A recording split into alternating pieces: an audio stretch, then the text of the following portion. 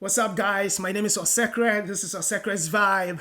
This is where I share my point of view, opinion, insights, ideas on community culture, tech, startups, and marketing.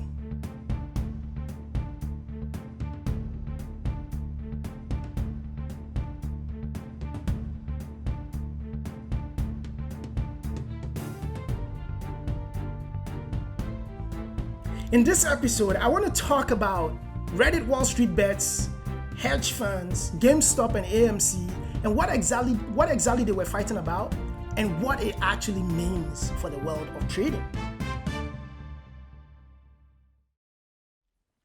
A few months ago, we all were following the news and looking at back and forth toggle between Wall Street bets traders and hedge fund managers. At the time, what we knew was that these stocks had been short, and when we say short, it means that they were being bet to sort of fall by these hedge funds, and the hedge funds were looking to profit on the move that they were making.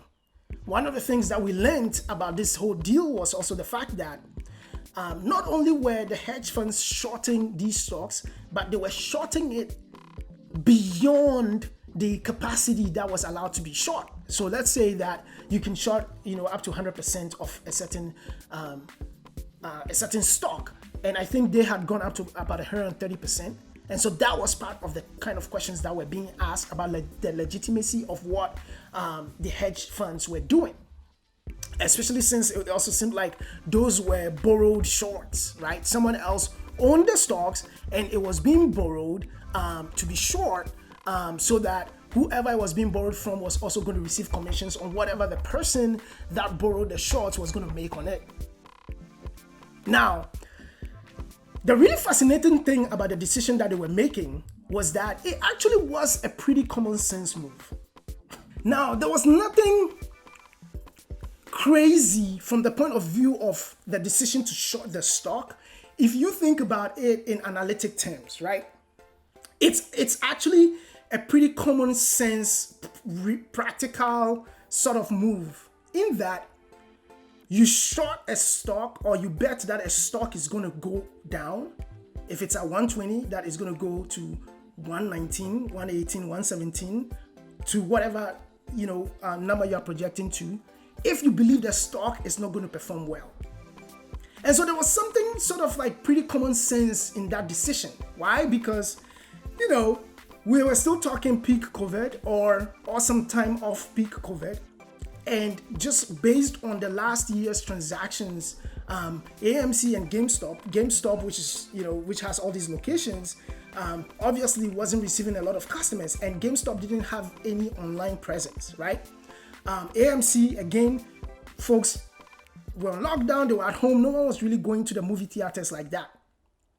So the decision to sort of short these stocks made sense from a business point of view if you were a trader. If you are trading, you are saying that, hey, this business has not had any reason to generate revenue, or has not had any opportunity to generate revenue over this period of time. And so I do not think it's going to be profitable. And so because I do not think it's going to be profitable, instead of betting on it to go up, I'm going to short it and bet on it to go down.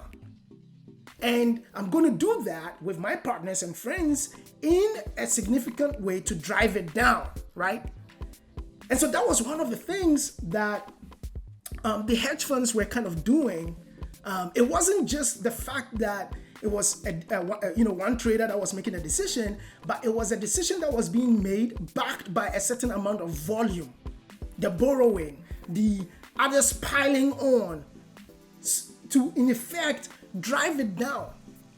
Because the more it gets driven down, the further other traders who were perhaps trying to drive it up will lose confidence in buying it to drive it up, and thereby keeping it down as much as possible to ensure a higher margin and higher profits. Because if it's at 120 and you can get it to go down to 40, then you are going to be making a significant margin than if it's at 120 and you drive it to say 90. So the harder you can drive it down, the higher the margins if you are shorting it. And then in comes Roaring Kitty and Wall Street Bets. And this is really where a fundamental difference.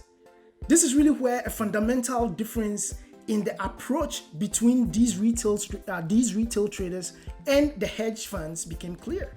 Retail traders were saying that, listen, we still see value in this company.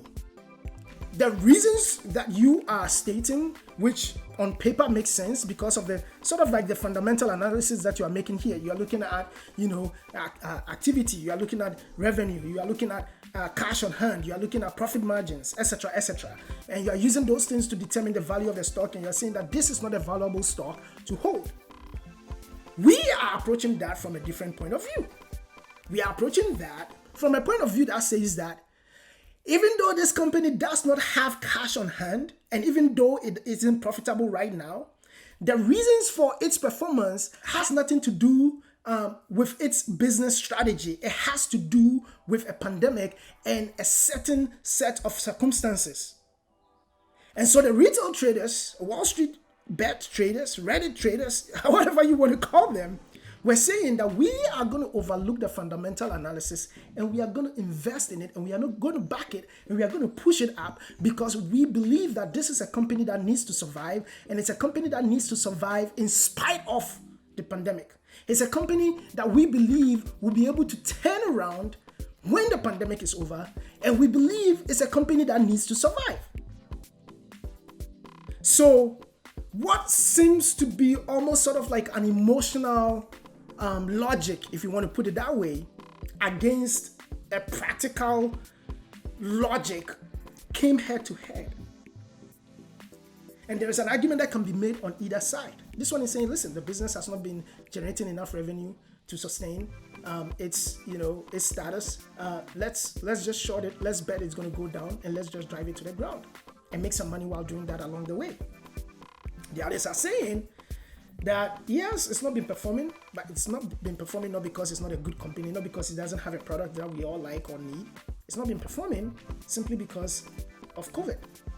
And so the motive for which you want to profit on it is actually disgusting. It's actually appalling. So we are going to invest in it, drive it up, increase its value, and give the people running it an opportunity to turn the ship around. In GameStop's case, add an online component to it so that if people cannot go to the stores, they can still do business online and begin to generate revenue and shoot it to the moon. And that, ladies and gentlemen, are some of the core arguments around the Wall Street Bets, Reddit traders, and the hedge funds that were shorting AMC and GameStop. Now, there is something to be said about the power of the collective, people coming together and deciding that even though some powerful institutions are shorting this thing, we are going to buy it and try to drive it up. And that is a conversation for another day. The power of community, the power of numbers, and the power of building platforms. For now, I got to wrap this up right here. And so thank you for listening. Please don't forget to hit the subscribe button, share. I would like to hear your opinions in the comment section about the whole Reddit, Wall Street Bets platform or community, and the hedge funds on Wall Street, and whether you even participated in this at all, what your thoughts were. Have you been trading these days? And if this even motivated you to begin trading at all or not. I'd be curious to know what you think. Don't forget to share your insights, thoughts, and comments. And thank you so much for sticking around. I'll be back with more